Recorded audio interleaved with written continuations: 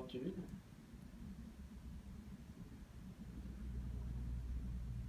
Ligament patellaire. D'accord. Bon.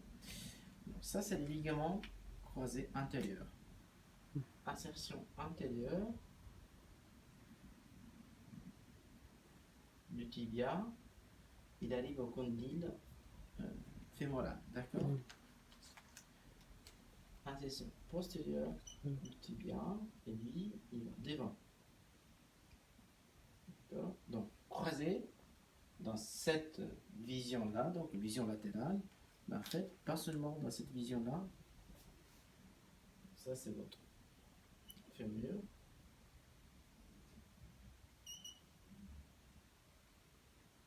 Tibia.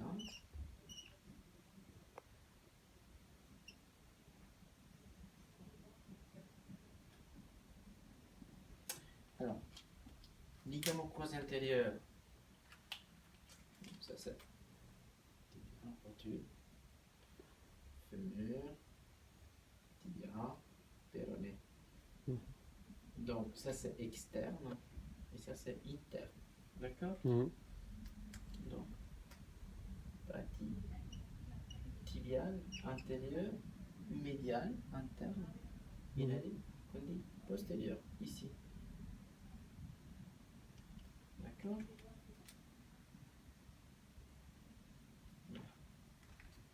Donc, ça, c'est votre ligament croisé antérieur. On fait comme ça. Et là, c'est le ligament croisé postérieur qui fait commence partie externe du plateau tibial postérieur et il arrive antérieur, interne. Donc, ils sont croisés sur ce plan-là, mais même sur ce plan-là. Et en effet, il sert à quoi le ligament croisé antérieur et postérieur, parce que tout le croisé antérieur. Donc lui, il stabilise le genou dans cet mouvement d'instabilité antérieur-postérieure, c'est le tiroir, ce que je fais tout à l'heure.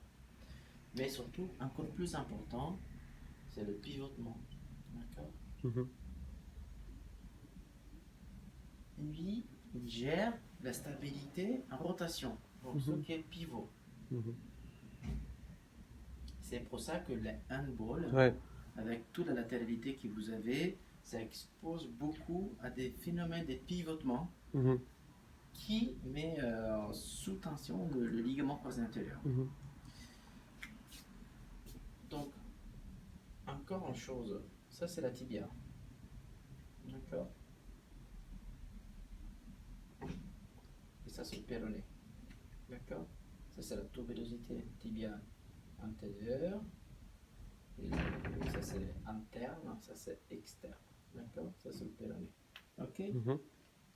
Ménisque. Ça c'est le ménisque externe. Petite et très arrondi. D'accord. Ça c'est le ménisque médial. Très grand. Comme un C. D'accord. Voilà. Ça, ligament croisé antérieur, qui fait comme ça. Ça, ligament croisé postérieur, qui fait comme ça. D'accord. Bon.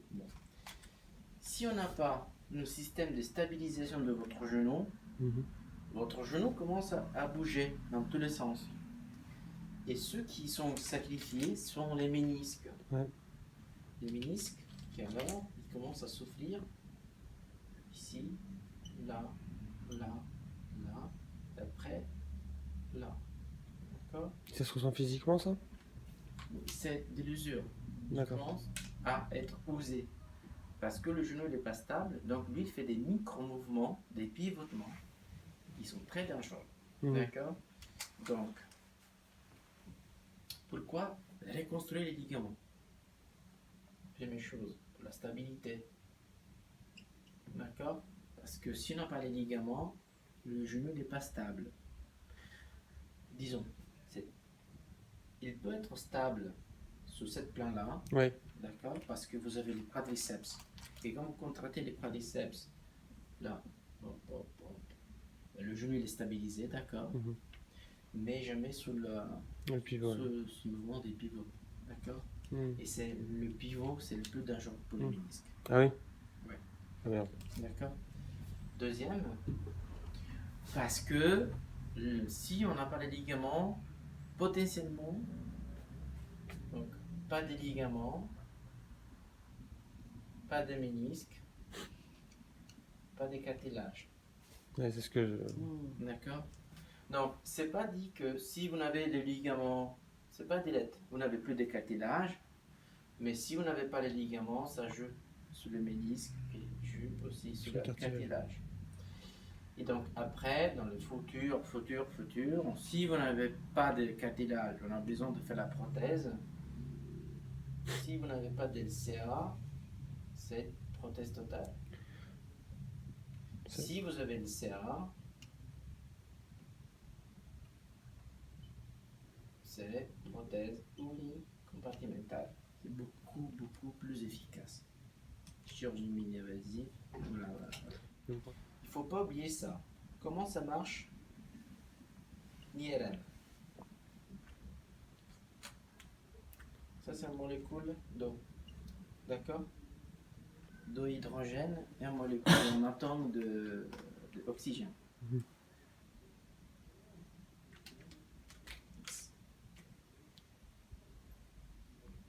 Là, c'est l'électron, d'accord? Lui, il a un spin. Spin, c'est le sens des rotations. Quand vous faites l'IRM, vous rentrez dans un champ électromagnétique. D'accord? Et donc, tous les sens des rotations des électrons, ils sont équilibrés, d'accord? Après, vous vous souvenez que ça arrive une onde radio qui touche l'électron, il fait pivoter, changer le sens de rotation. Comme le sens de rotation, le spin passe de plus à moins et d'un moins à plus, lui il va dégager de l'énergie. Ce qui va transmettre l'information. Qui est capté par une caméra, et ça c'est élaboré par un PC. Et là, lui, il va vous donner des images. C'est pas comme la radiographie des genoux. On a ce qu'on appelle la patte doigt. D'accord? On a des tendons qui arrivent ici, qui prennent de la cuisse. D'accord? Bon. Alors, nous avons besoin d'une sorte de shield. D'accord? De quelque chose, d'une structure autour de laquelle toute votre cellule mésenchymale commence à reconstruire un moule. On a besoin d'un moule, d'accord? Un instant pour reconstruire les ligaments. Donc on fait une petite incision sur le genou, d'accord? Donc 2 petits centimètres. On va sectionner cette tendon-là, on va striper, on laisse insérer ici, et après on fait un trou là. Et alors ça c'est un chiot. Donc vous trouverez un petit 2 cm là, une petite incision. Il y en a 3, c'est ça. Ouais. Et une petite incision là. D'accord. Et c'est tout. Ok. Voilà. Dernière chose, les étapes. D'accord. Petit 0, le traumatisme. D'accord. Là ça fait 6 mois, donc ça fait beaucoup. Hein. Ouais. Donc on n'a pas besoin d'attendre, on peut y aller tranquillement. Chirurgie, temps de la chirurgie, voilà. On peut la faire en ambulatoire. Pensez? Vous entrez le matin. Et on sort le soir. Vous sortez 18h30. D'accord. Si vous habitez à une heure à peu près de Paris, c'est... moins d'une heure. Super. Et sinon, c'est hospitalisation classique. Si jamais donc vous rentrez toujours 7h30 du matin, mais vous sortez le lendemain matin. D'accord. Ok. Même en chirurgie en ambulatoire, si vous avez mal, si vous ne vous sentez pas bien, vous sortez le lendemain. C'est un problème. Personne ne vous jette là. D'accord. c'est vérification. Ouais. 7 jours, c'est vérification de la cicatrice. Mhm. Après encore une semaine, donc 15, c'est vérification toujours de la cicatrice. On lève le poing, le fil, bon, le genou, non, il est propre, tout va bien. Donc, la première 2 semaines, 0,15 jours, c'est repos, glace. Mhm. Parce que c'est la phase inflammatoire post-opératoire, donc on va tranquillement. Après, là, on commence à la kiné. Ah bah. Au début, c'est chercher les amplitudes, Ouais. tous les ADN. Mhm. Ça prend à peu près 3 semaines. Mhm. Deuxième phase, c'est la proprio. Mhm. La proprioception, oui. Voilà, la sensibilité. Troisième, c'est musculation. Quatrième, c'est reprise du sport. D'accord? Mhm. Entre l'opération La reprise du sport. et la prise du sport, c'est à peu près entre 4 et 6 mois. Ah ouais, si Ouais. peu. D'accord. Ouais. Ah, c'est cool. Et ce que je vous conseille, là, question dans le moment, c'est genouillère. Genouillère, c'est important pour les premiers jours, vraiment. D'accord? Parce que vous devez reprendre bien la force du quadriceps. Voilà. Mais c'est pas obligatoire. Ouais, le mieux, c'est de... Le mieux, c'est béquille. Oui. Gardez les 2 béquilles, un appui soulagé 2 semaines, même 3 semaines. D'accord? Vous équilibrez bien, vous êtes en sécurité. Donc, ça, c'est hyper important. La glace, c'est hyper important, glacer.